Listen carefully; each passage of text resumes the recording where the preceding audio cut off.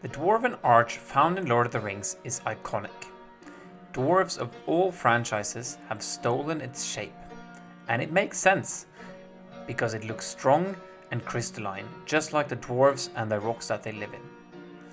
We are so used to the design by now that it just seems obvious. That is simply what Dwarven architecture looks like, just like Gothic buildings have pointed arches. But this iconic design was, of course, at some point designed. This video will shed some light on why I think it is a stroke of genius.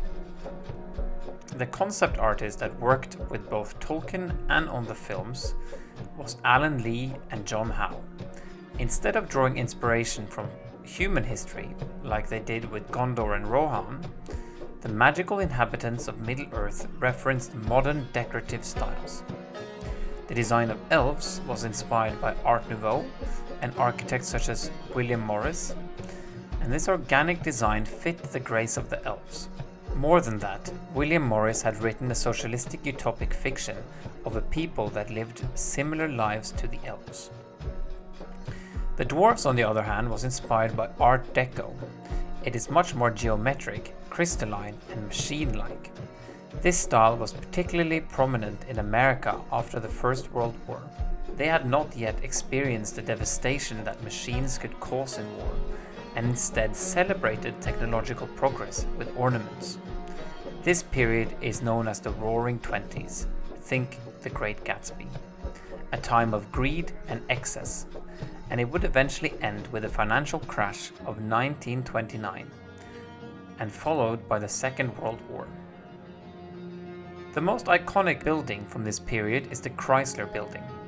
Looking at the entrance, it becomes obvious where the designers found their inspiration for the Dwarven arch, and it suits the dwarves perfectly, as they, in their greed in search of gold, would awaken the Balrog and then wage a losing war against the goblins, and thus mirroring the Roaring Twenties. But there is more.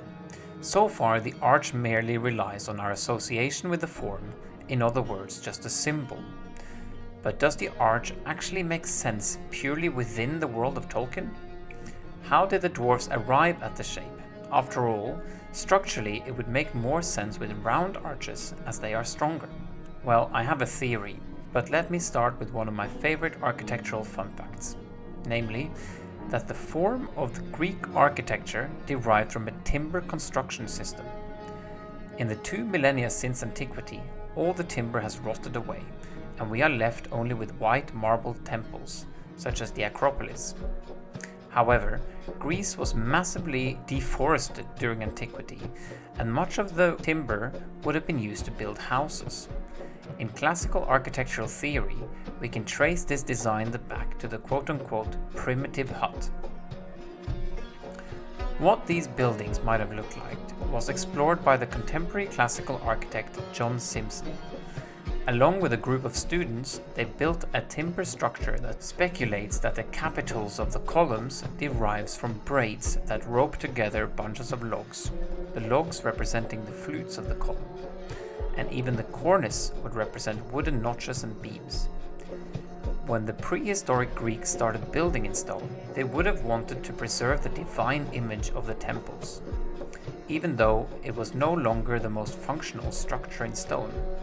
In other words, a functional design turned into a symbol. The most extreme example of this I saw in Petra, a ruined Roman city in Jordan. Carved into the sandstone is a giant classical facade complete with columns and pediment. Here, these structural elements serve no purpose. They have become pure ornament. And I think that the Dwarven arch would have underwent a similar transformation. A couple of years ago, I visited Wieliska in Poland. There I saw this giant timber truss system that was built to avoid cave-ins. And lo and behold, there I saw exactly the same shape as the iconic Dwarven arch. So, we might imagine that the dwarves originally used timber trusses to support their caves, developing a formal language based on the geometric shapes of trusses, beams, and columns. This would become the image of stability. And what can be more holy for a people living in caves than stability? And so, just like the Greek temple, the timber truss system became a symbol which the dwarves would eventually reproduce in stone. In the case of Erebor, as seen in the Hobbit movie, the whole facade is carved out in this geometric manner, again evoking the image of Petra. Now, I don't know if Alan Lee and John Howe thought about this exactly, but I'm sure indirectly they did, as the chamfered arch made by trusses are associated with underground spaces in the common imagination because of places like Vieliska, as well as drawings like those of Piranesi.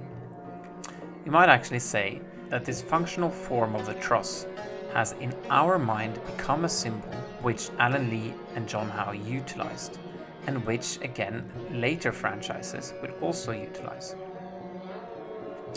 And that's it for today. Please like and subscribe for more eclectic videos about architecture and fantasy, and I'll see you next time.